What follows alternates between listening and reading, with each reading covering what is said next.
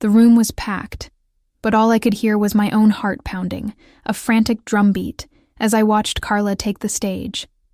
There she was, in an elegant blue dress that accentuated her charm and confidence. The smile on her face and her poised posture were a facade for the betrayal that sliced through me like sharp glass. In that moment, the realization of what I was about to witness solidified in my mind. The woman I once considered my friend was about to steal what was undeniably mine. It was at the National Nanotechnology Innovation Conference that the spell broke. I, Julia, 38, a nanotechnology expert, never imagined that the event, meant to celebrate scientific advancement, would become the stage for my disillusionment. When Carla began her presentation on a new technology, she claimed to have developed something very close to what I had spent years perfecting in secret. I noticed the festive atmosphere thicken, becoming almost suffocating. Comment where you're watching from. It's always amazing to see how far this story is reaching. And if you've gone through something similar, know that you're not alone. Like and subscribe to stay with us. I stood up, grabbing a copy of the proposal I had submitted to the committee months ago. She looked at the audience, her eyes shining with an ambition I knew, but never believed she would use to deceive everyone so brazenly. Her words flowed from her mouth like a hypnotic melody. Today, I present to you the innovation that transforms nanomaterials into sustainable energy solutions. What she described wasn't just a brilliant idea, it was my idea. My research, made public while my own voice became a distant echo. As she displayed a model of the technology on the screen behind her, a feeling of fury began to rise within me like a brush fire. My palms became sweaty, and my breath grew ragged as a wave of indignation washed over me. A joke, I thought. My analytical mind began to process the gravity of the situation. How was this possible? I knew the name on the patent was mine. That technology wasn't her invention. It was the culmination of years of work and dedication. What she was doing was a disgrace, and I, a mere spectator in a circus of lies. Quickly, I reviewed the details of the presentation in my mind, and the faces in the audience blurred. It was as if the lights in the room were flickering, vying for control of my attention, but none could dim the brutal reality. The recognition, the applause, and the smiles breaking across the audience were a testament to the betrayal Carla had committed. My research wasn't just something I had created, it was a part of me. With each word that left her lips, I felt like I was losing a little more of my dignity. Watching Carla's assertion about a technology founded on years of my dedication, my spirit transformed into a calculating machine. I knew the legitimacy of the patent was a matter of precision. It wasn't just about the technology itself, but about the injustice unfolding before me. A war without weapons, but a battle I needed to be ready to fight. At the end of her presentation, a flurry of applause drowned out what remained of my sanity. Carla bowed in a gesture of thanks, and as a reflection of the pain exploding within me, a treacherous tear betrayed the composure I was trying to maintain. I didn't allow myself to cry over the betrayal. Instead, my mind began to race, plotting my next move. The nanotechnology base, the information, the documents, everything was under my control, and I would need to use it to my advantage. The click in my mind became the sound that heralded a new era, an era of revenge, where I would not only seek justice but also rise from the ashes Carla had tried to push me into. When the conference ended, the tumult of the room dissipated, but the growing fury within me gave me no rest. I walked out of the auditorium, each step a slow, deliberate measure against the suffocating reality. What was friendship, after all, if not an agreement of loyalty? Carla had broken that pact, and so I regained my focus. It was time to act. I wasn't just a victim in this story. I was a strategist, and my mind began to sketch the first lines of the plan that would investigate every detail of the theft. They forgot that the name on the patent was mine, and that truth, that pain, would become my ally in the battle to come. The echo of the betrayal still resonated in my mind like a mournful song, reminding me of every moment I shared with Carla, my former best friend. Our stories intertwined for a decade, and every laugh and tear vibrated with the chemistry of a narrative brimming with hope. But on the day of the conference, the cold blade of betrayal severed the bond that was once strong and unbreakable. I remember our first meeting in the university lab. I was just a shy student, hidden behind books and test tubes, while she, with her infectious charm, lit up the room. Carla was impulsive and dazzling, while I preferred the safety of the lab and the company of chemical formulas. We were two extremes of a spectrum, but the complementarity we found was a perfect symphony. The sparkle in her eyes when we talked about science was evident. She admired what I created, and this fueled a friendship based on mutual respect. Over time, especially as our careers progressed, the dynamic shifted. I shared the initial drafts of my nanotechnology research with her, a field that deeply fascinated me. The idea of optimizing energy transfer through nanoscopic materials was ambitious, but with a little persuasion and conviction, I managed to convince her to help me develop it. Carla always had a unique way of engaging in discussions, like a sponge absorbing ideas. She listened, soaking up every word, as if the concepts I presented were ingredients in a sweet and treacherous poison. Little did I know that this act of entrusting her with my ideas would be the gateway to the betrayal that loomed. The first signs of tension emerged in imperceptible moments. Whenever I received an award or recognition, Carla was the first to congratulate me. But there was something in her gaze that bothered me. A disguised glint of envy seemed to pulse behind her smile. She had always been the center of attention, while I, more reserved, preferred the back of the room.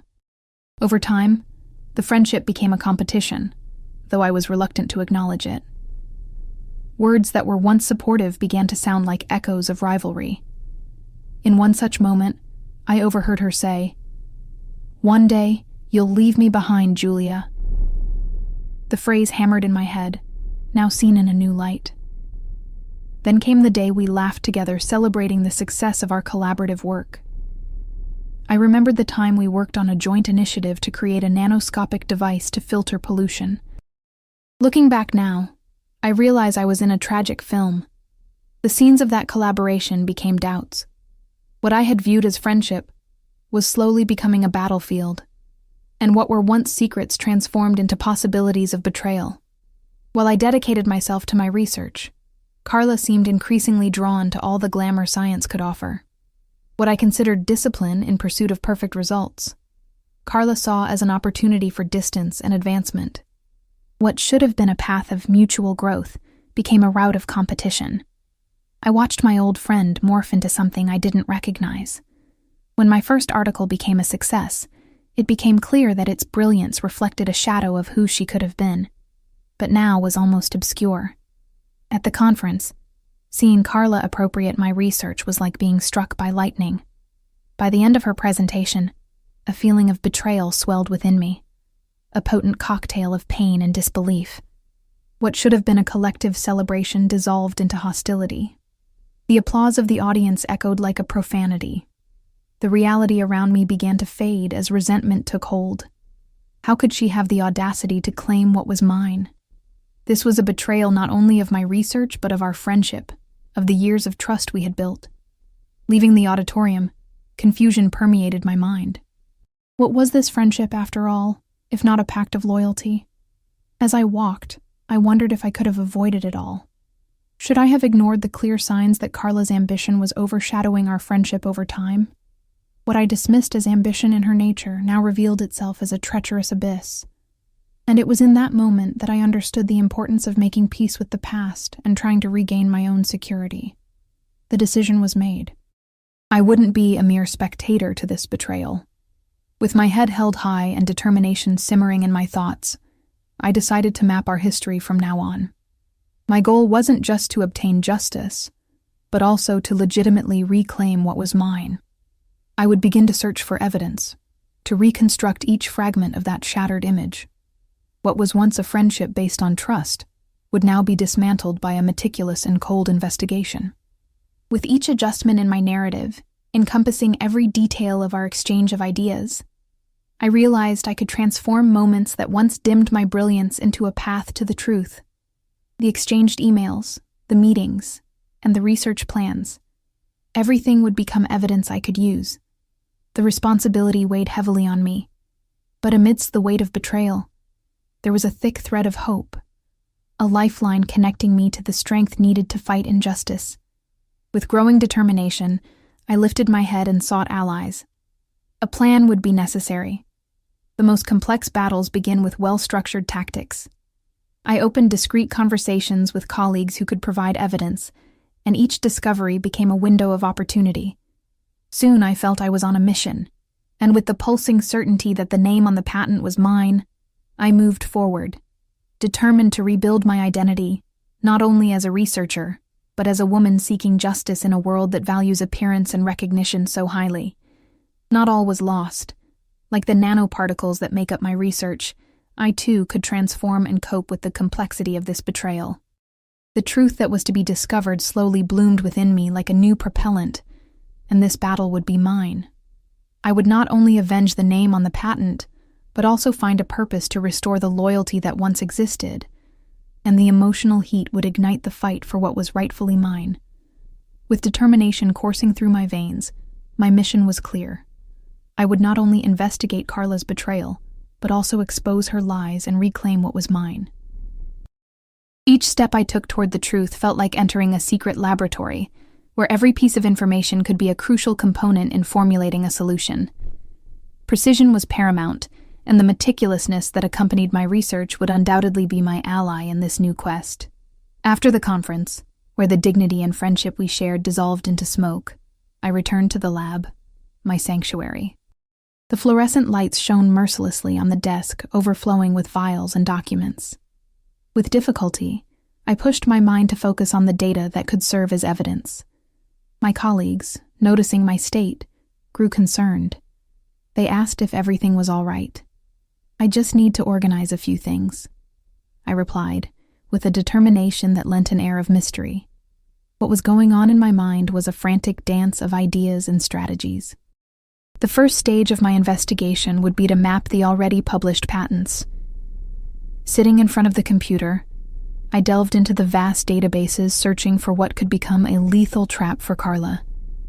With each download of information, my heart raced. Each search, each technical specification, each patent code was a step toward my goal. "Carla," I said to myself, "you underestimated my dedication and skill. The truth cannot hide forever." My hands danced across the keyboard as I used patent comparison algorithms, a technique I knew well from my studies. I looked at graphs, compositional structures, and even the nuances in the intellectual property claims Carla used in her presentation. Hours passed, but every second was a small triumph as I uncovered discrepancies in her claims. My heart pounded. Beyond verifying her work, I checked the sources and references she used during her presentation. I knew everything could serve as ammunition against her deception. The collapse of my hopes and the fervent determination became an almost metaphysical effort to expose the betrayal. Additionally, I noticed that Lucas, the patent lawyer representing Carla, began to become a constant figure in every meeting I attended. He initially seemed like an ally of Carla, his loyalty visible in his defensive expressions. But as time went on, I began to notice a pattern in his reactions. Certain mentions of facts I had shared with Carla left a trace of doubt on his face. It was as if an internal battle was unfolding with each new piece of information. I knew the fight wouldn't be easy. Carla had surrounded herself with resources and support, and meanwhile, Lucas acted as an enigmatic element amidst it all. But what was evident today could change in an instant with new discoveries. I decided that Lucas needed to be a part of my plan. Not as an adversary, but perhaps as an unexpected ally. With the information I began to compile, I found myself increasingly closer to a ruse that could lead to the truth. One day, while reviewing the messages exchanged between Carla and me, I noticed a relevant pattern. Many of our conversations took place after hours. Details that now seemed insignificant were not just conversations about science. They encompassed dreams, insecurities, and, of course, each of our contributions to the projects. This pattern was becoming a foundation for what could be a powerful revelation. With the support of technology and my deep understanding of nanotechnology, I realized I could use data analysis to extract substantial information that would prove useful in supporting my battle. The email exchanges transformed into visual evidence of something far more darkly orchestrated than I had imagined. I was the only one who had access to this information, and the satisfaction of knowing that I could be a guiding thread during each step of this journey made me even more motivated. One night, while working at home, I couldn't help but feel a throbbing pulse of tension in my spine. It was doubt growing within me. What if all this isn't enough? What if Lucas decides to side with Carla? I thought, even knowing that he was also trapped in a moral maze. That idea stagnated my mind. But again, I remembered the pain Carla had caused me. This betrayal was not something I would leave unpunished. That same night, as shadows stretched across the room, I decided it was time for contact. A small group of fellow professors I had always trusted became my allies in this plot. I shared my suspicions and the steps I had taken so far with them. They listened to me with the attention I needed, and soon became a source of support. One of them, Robert, an experienced intellectual property researcher, offered to help me with the analysis of patent documentation. "Julia, let's do this. We can't let Carla's ambition destroy your career and disrespect your work," he said with a commitment that motivated me even more. Alongside him, of course, I converted my plan into a tactical system. Together, we would thoroughly investigate not only Carla's claims, but also her history. It was time to open an investigation. Each discovery became a window of opportunity. A new data source, a phone call, a conversation. Each piece of information added to provide me with a more complete network about Carla and her actions. With each piece of evidence forming, the truth began to emerge like a new horizon. What Carla didn't know was that her weakness would become her greatest burden. And so, as my footsteps echoed with each passing day, my mind remained relentlessly focused on the goal: to recover the research that was my legacy, and with it, my own identity. My journey was only just beginning, but the countdown to the truth had already started. Every detail, every bite of information was a brick in the construction of a castle that could not be brought down. They forgot that the name on the patent was mine, and this pulsating truth became my shield in every step of the impending struggle. What began as a surge of anger transformed into a methodical plan. With each passing day, new information emerged, providing the courage needed to advance in my quest for justice. Robert became my right-hand man in this investigation. With his extensive experience in intellectual property, he knew how to decipher the tangled web of patents and legal documents that involved Carla's irresponsible ambition. In every meeting we held, the anxiety of unmasking the traitor mingled with an unwavering determination. Our first step was to gather the documentation relating to the patent that Carla claimed, a process that initially seemed simple but quickly transformed into a deep dive into a digital labyrinth. I spent hours trying to access databases, analyzing past projects, academic publications, and conference recordings. My mind was like a freezer, storing every detail that emerged from my research. With each discovery, the image of Carla's betrayal became clearer, while I became increasingly resolute. During one of these long hours of research, an email sent by Carla sometime before her presentation caught my attention. It was a message that inquired about the possibility of presenting our work at a prestigious conference. We both discussed different topics, but now, looking under the light of betrayal, I could clearly see that there was something more.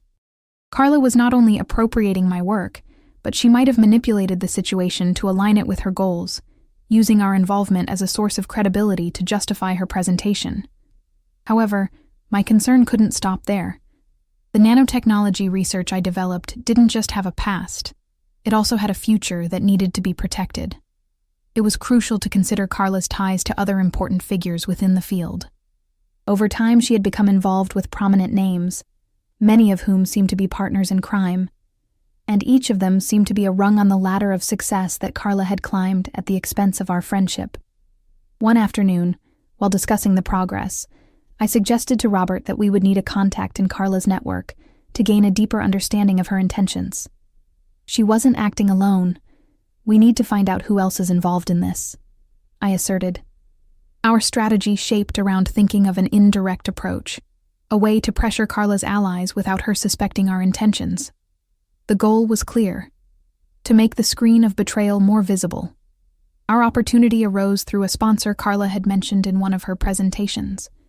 I scheduled a meeting with him, and even knowing that it could be a fine line between truth and deception, I was willing to take the risk. The office was modern and gleaming, in a building that displayed pride and ambition in every square inch. The man who introduced himself was charismatic and extroverted. His enthusiasm for emerging technologies reminded me of what Carla and I had once dreamed of together. While we talked about innovations in the field of nanotechnology, my tone remained light. Your project with Carla really generated a lot of excitement in the community. What was the dynamic like working with her? I asked, trying to disguise my true curiosity. He smiled, visibly surprised and excited, as he spoke of Carla as a brilliant mind, but his words contained an essence of superficial, almost disposable knowledge. The man continued to describe how Carla had a vision. His compliments, though mostly superficial, revealed a pattern. I seized every word, mentally noting everything. Her energy is infectious, he stated, while a slight trace of doubt began to appear in his gaze. What seemed like a genuine involvement between a sponsor and an entrepreneur was closer to a chess game where we still had missing pieces. I had a feeling he might not know everything that was going on behind the scenes. The information I obtained there could be vital. As soon as the meeting ended, and still on my way home, I began to make notes about the conversation, reflecting on each revelation that could be useful in building a timeline. What became clear to me was that, contrary to what Carla believed, her future would not be free of complicated connections. I was convinced that Carla's alliance with these influential figures had not only motivated her betrayal, but would also encourage her to act recklessly. With each step we took, the network of information expanded like a web. Robert and I returned to our charts and documents, making notes on every detail that entered our radar, while visualizing the connections in a complex structure like a constantly evolving hive. So I prepared a questionnaire to send to other contacts within the research network, hoping to receive more substantial information. It was a short-term and long-term strategy to create a solid path to the truth. The following day brought doubts and uncertainties, but the pulsating emotion within me also said it was time to put the plan into action. She had distanced herself from our friendship and our joint work for a long time, and with each new discovery, I saw her as a mere reflection of what we once were. With the pain etched in my memory, I was determined not to let her betrayal define my future. What was friendship had become a chess game. Assembling each piece, the siege strategy involved more friends and colleagues who could provide crucial testimonies. A friendship that had transformed into a battlefield presented the looming battle ahead. One evening, having gathered enough data, I asked Robert to meet me. "We need to discuss a crucial point," I said, when I found him at a cafe infused with a light aroma of coffee and the comforting softness of the sunset. "We need a contact with Lucas," I stated, trying to capture his attention. He started to distance himself from Carla's influence.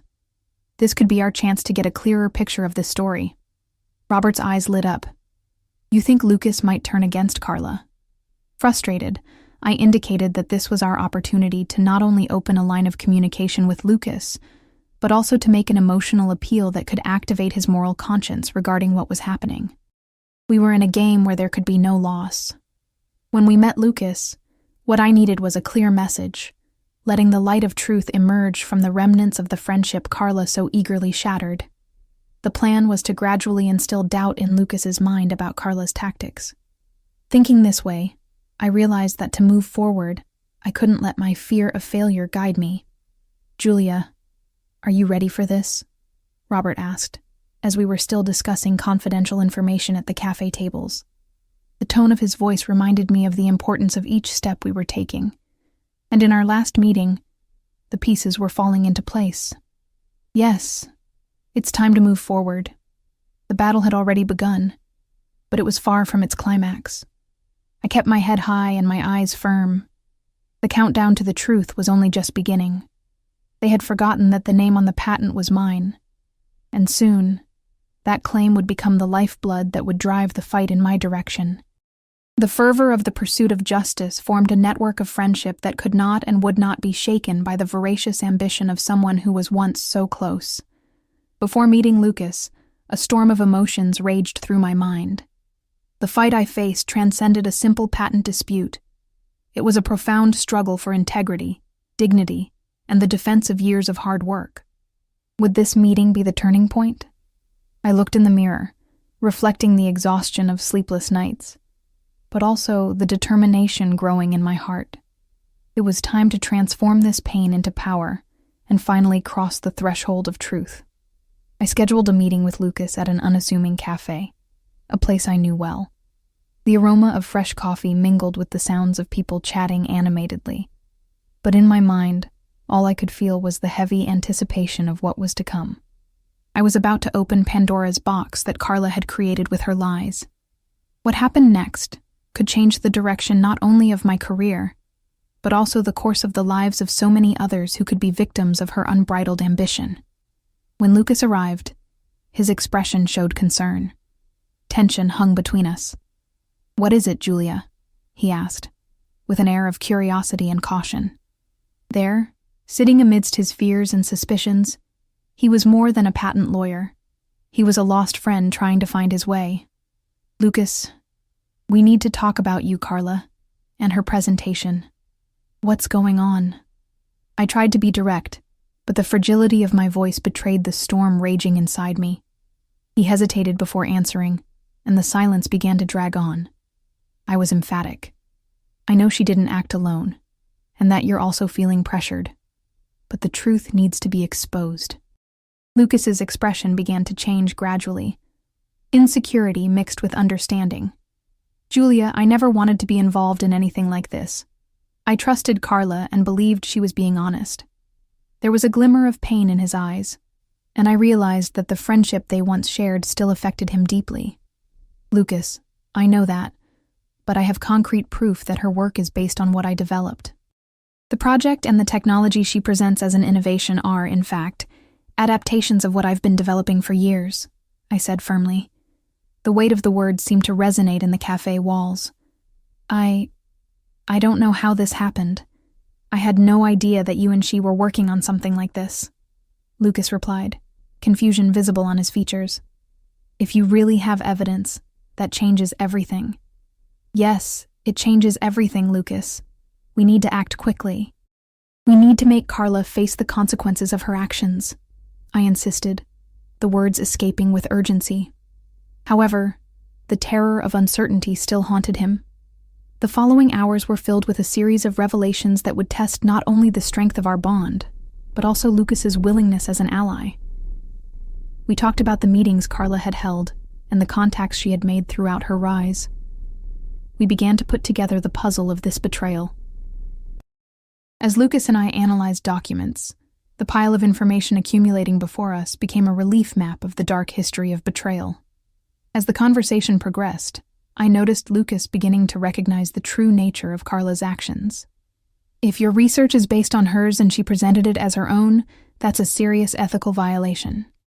We have a responsibility to do something that brings justice not only to you, but to everyone she might affect," he asserted, his tone adjusting to the urgency of the situation.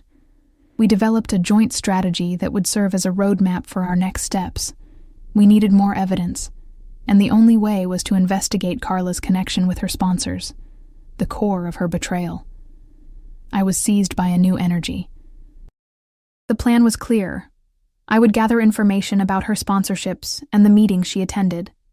Lucas would act as a mediator and also help document everything, while Robert would be in charge of ensuring that everything was interwoven into a solid timeline that could be used in our favor. That night, we dedicated ourselves to formulating a series of questions that would guide our research into Carla's sponsors. Which partners had she chosen? Were there other genuine names in her circle who could be called upon to testify against her, bringing her actions to light? As the days passed, determination united us, and with each new connection we made, the structure of the betrayal story became increasingly visible. I reached out to former collaborators and obtained excerpts from conversations that I could use to build solid arguments for the accusation. We mapped the interactions she had that could validate our case. Everything became a tangle of hopeful evidence that made the picture much broader. And I knew that, as this happened, there was an emotional aspect to consider. Lucas might feel torn between loyalty to Carla and the need to confront her. Their friendship carried a weight that could not simply be dismissed. So, I used the time we spent together to try to establish a clear understanding. Lucas, I understand that you've been by her side for so long, and that there's a connection between you. This friendship, however, needs to be based on truth. It cannot be built on lies, I mentioned, trying to penetrate his conscience. What you thought was a sincere friendship has been subverted. Carla doesn't value the integrity of relationships, and that's a truth you have to accept. He looked at me intently. His emotions were exposed on the surface, and his inner struggle became visible. You two were my friends. I don't want to choose sides, Julia. I just want the truth, he murmured, feeling the weight of the responsibility pressing on his heart. And that's exactly what you should defend, Lucas.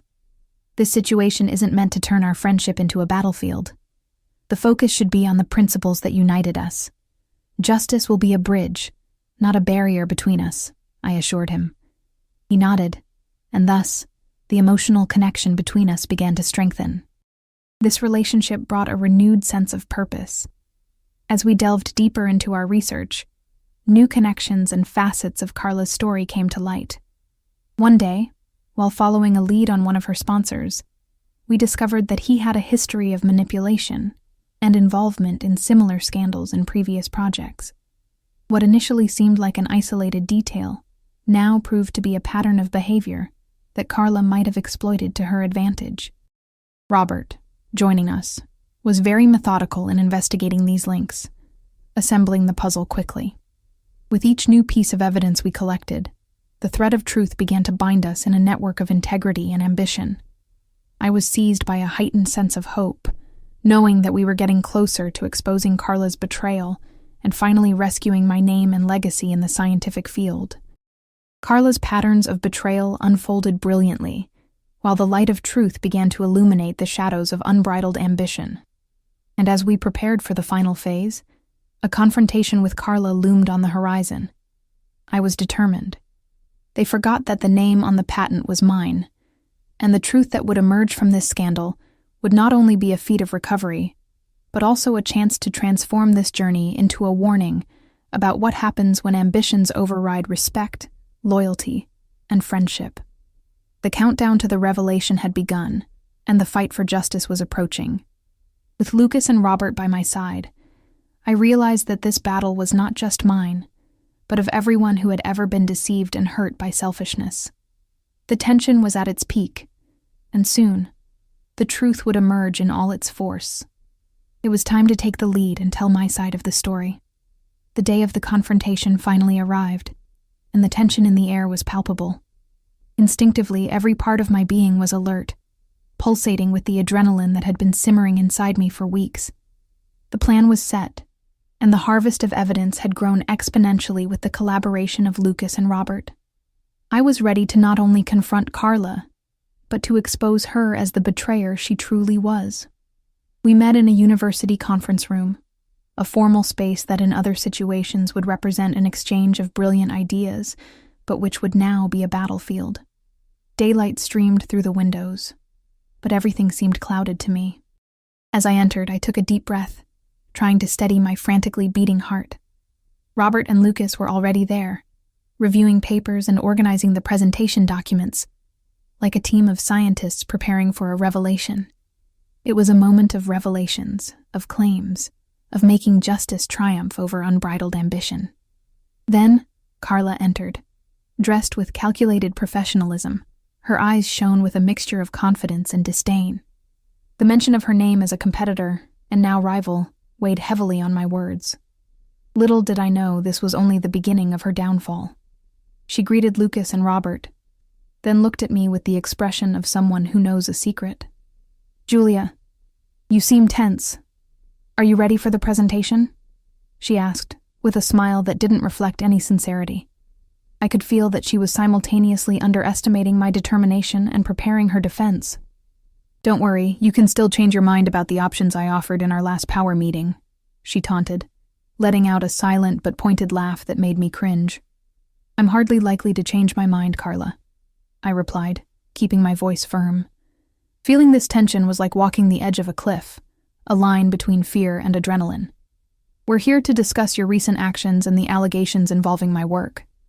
She arched an eyebrow, showing her disdain. "Allegations? You're joking, right? What I presented is my work, the fruit of my dedication." The arrogance in her voice exasperated me. At that moment, I knew it would be necessary to cut her roots before the shadow of dishonesty grew. Robert intervened, taking the floor. "Carla, this isn't a joke. We're prepared to present evidence demonstrating that your patent isn't original and was based on Julia's research. We have documentation showing that her time and effort were disrespected, and the truth needs to come out," he said, his voice heavy with solemnity. Carla's expression darkened, her eyes narrowed as she assessed what was about to happen. "You have no idea what you're doing," she said, her tone becoming graver. But I knew her words were just a facade, a desperate attempt to control the situation. It was good to see the worry on her face as we revealed the documents. Immediately afterward, Lucas passed some evidence to Carla. Emails exchanged between us that hinted at the seeds of betrayal.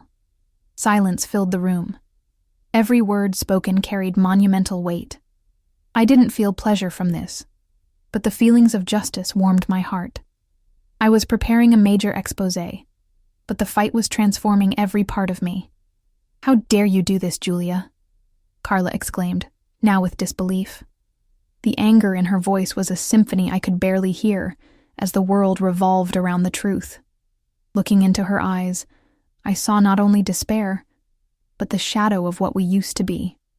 "Are you willing to destroy all of this?" she insisted, gesturing at all of us. "Because of an idea you consider yours?" It was time to position my response, to fight for everything that mattered. "Ideas can be great, Carla, but originality and loyalty are even greater. This isn't just a matter of intellectual property. It's about friendship, trust, and the weight that acts of selfishness have on those around us." "You destroyed that relationship through ambition," I replied, emotion coursing like a river in my veins. She hesitated for a moment, perhaps reflecting on the truth of my words, but soon returned to defensive mode. "You think this will work? That a mere assertion can destroy a career built on one's own reality?" she retorted. "How many friends have you lost? This is a power struggle, and your side will lose." Lucas took the initiative and explained the risks she had taken by acting as she did. "The public knows you were friends with Julia, and that even so, you did this for recognition anyone might crave. This story is bigger than you realize. We need to protect the truth it represents." Robert focused on assertively guiding the meeting. "We're prepared to take this further, if necessary. But you owe it to yourself to acknowledge that your actions not only hurt Julia, they go beyond a simple mistake. The implications of these activities will change your future." I was astonished as the pieces of the puzzle fell into place. The atmosphere in the room seemed to shift, and Carla's apathy began to crumble. Instead of just arrogant defenses, her demeanor now seemed more like the chill of an unwelcome reminder. However, she still wouldn't surrender. We ascended a step in the conversation as I watched her posture change. She seemed to be recognizing that her facade was about to crumble. As discussions about ethical boundaries and their implications began to fill the room, I recognized the warmth accumulating in my heart. "Everyone here was rooting for you, Carla. I was rooting for you. That's why this betrayal is even more painful," I said, sincerity bubbling in my voice. "I'm sorry I had to bring you here, but our friendship expected us to respect each other as we dreamed together. You're about to lose everything you dreamed of." An explosion of emotions overcame her, and Carla's expression sank into a mixture of despair and realization. The atmosphere carried the thermal sensation of an impending storm. Her ambitions had become a mask that now threatened to suffocate her. The silence stretched on, permanently shaping a new understanding. In the end, Carla made a merciless reading of the facts.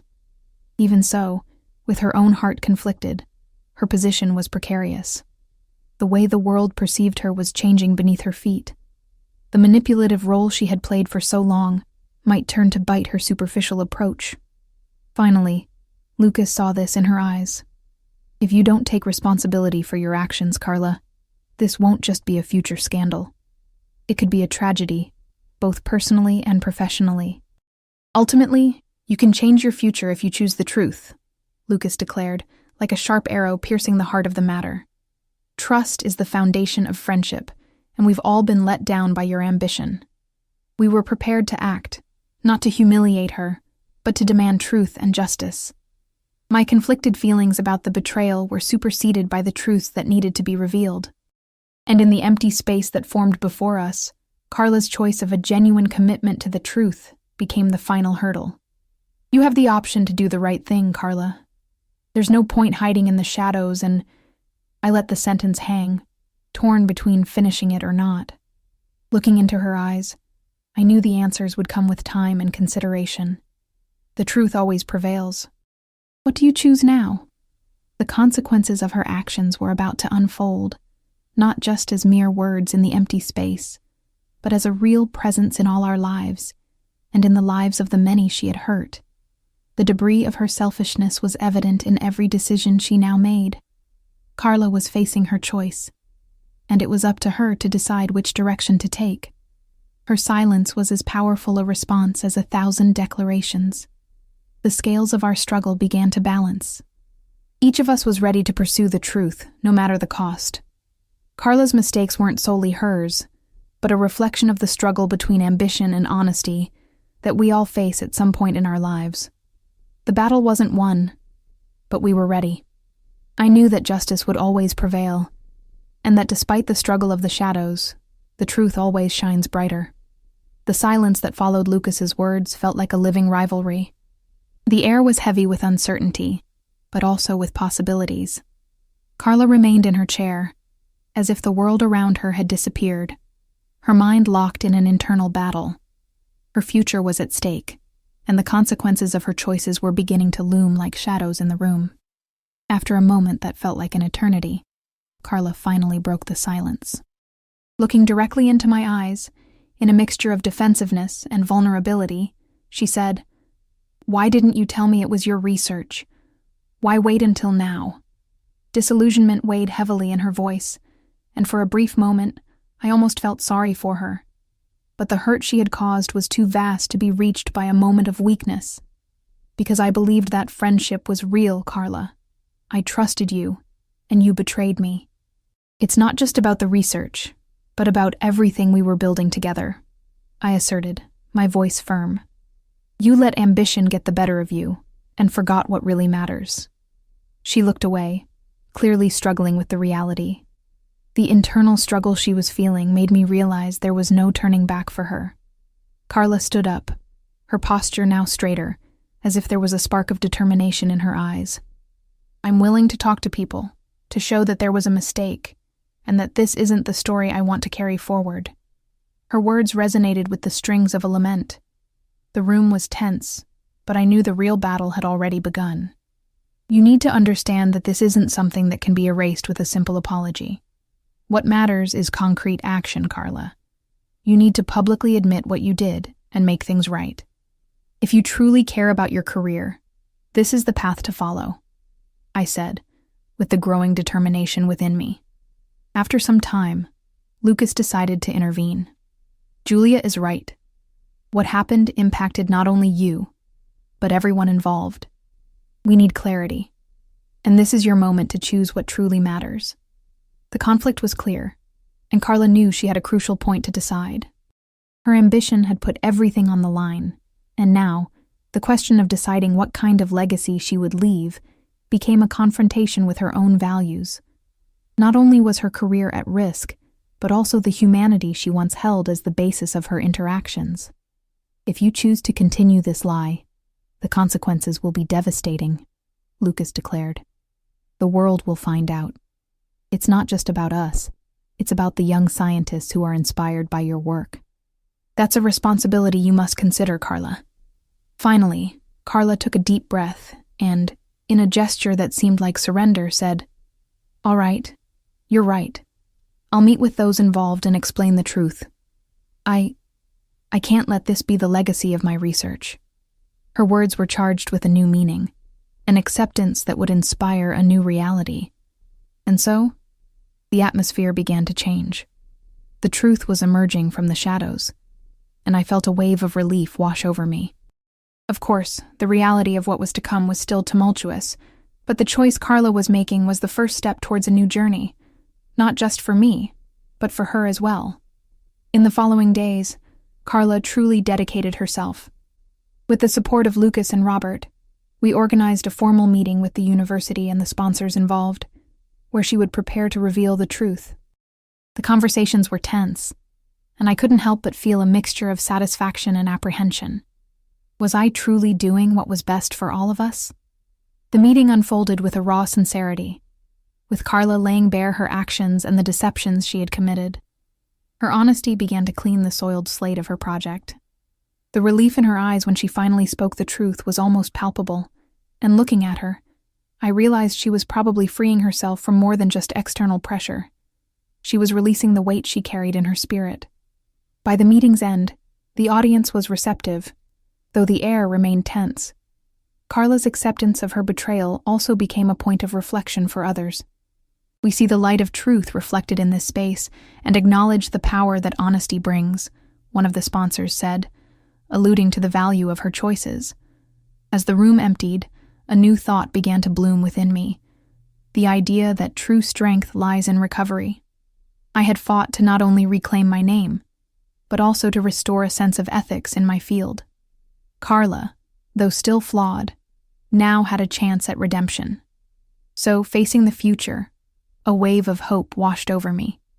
This battle had not only returned my name to me, but also had the potential to inspire those who saw integrity triumph over human weaknesses.